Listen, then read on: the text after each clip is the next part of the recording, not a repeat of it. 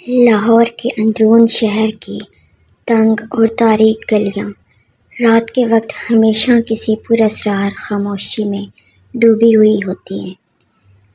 بتیوں کی مدھم روشنی، پرانی اینٹوں سے بنے مکان اور ان کے درمیان ایک محلہ جس کا نام ہے مبارک حویلی۔ اس محلے کی سب سے پرانی نشانی ہے ایک مٹھائی کی دکان جس کا نام ہے شیریں محل۔ یہ دکان دن کے وقت بالکل ویران رہتی ہے، زنگ آلود شٹر، دھندلے شیشے اور ٹوٹی ہوئی تختی جس پر مٹتے ہوئے حروف میں لکھا ہے شیریں محل، فضل الدین مٹھائی والا۔ محلے کے بزرگ آج بھی بتاتے ہیں کہ بابا فضل الدین ایک نیک دل اور درویش صفت انسان تھا۔ وہ بھی مٹھائی بناتے وقت قرآن کی تلاوت کیا کرتے تھے۔ کہا جاتا ہے کہ ان کے سفید رسگلے صرف لذیذ نہیں بلکہ ایک سکون کی کیفیت دیتے تھے۔ لیکن بابا فضل الدین کے انتقال کے بعد ان کی دکان بند کر دی گئی تھی۔ لیکن چند دن بعد محلے والوں نے ایک عجیب منظر دیکھا۔ رات کے وقت دکان کا شٹر خود بخود آہستہ سے اوپر اٹھتا ہے، اندر کی مدھم روشنی جل جاتی ہے اور صبح تک شوکیس خالی ملتا ہے۔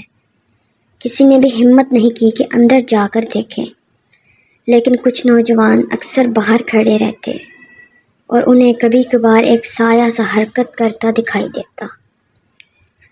اسی محلے میں ایک رہنے والا ایک لڑکا کاشف جو صحافت کا طالب علم تھا، اس نے فیصلہ کیا کہ یہ راز کھلنا چاہیے۔ اس نے کیمرہ لگا کر سب ریکارڈ کرنے کی ٹھانی۔ رات کے ٹھیک 12 بجے کیمرے میں ایک عجیب منظر قید ہوا۔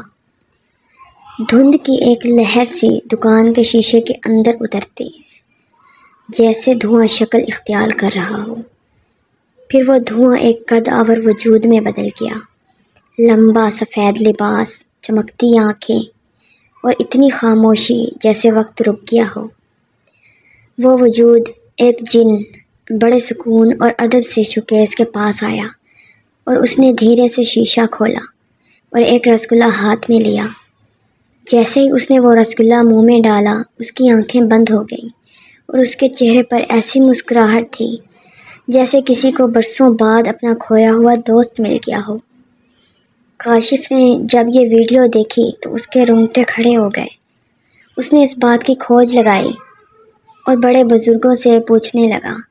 آخر کار ایک بزرگ نے بتایا کہ فضل الدین کا ایک پرانا دوست ہے جو انسانوں کی طرح نظر آتا ہے، لیکن وہ انسان نہیں ہے، وہ صدیوں پرانا ایک جن ہے۔ اسے سفید رسگلے دنیا کی ہر مٹھائی سے زیادہ عزیز ہیں۔ فضل الدین نے اپنی دکان میں ایک خاص ترکیب رکھی ہوئی تھی جو صرف اسی کے لیے تھی۔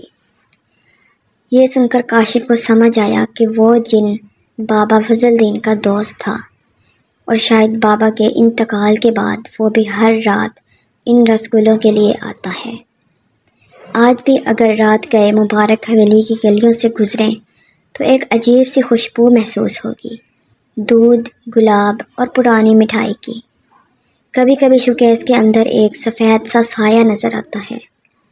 لوگ کہتے ہیں کہ اگر کوئی اس وقت دکان کے قریب زیادہ دیر رکے تو وہ سایہ اسے بھی دیکھ لیتا ہے، اور اگر اس کی نظریں کسی سے مل جائیں تو وہ شخص زندگی بھر کبھی سکون نہیں پاتا۔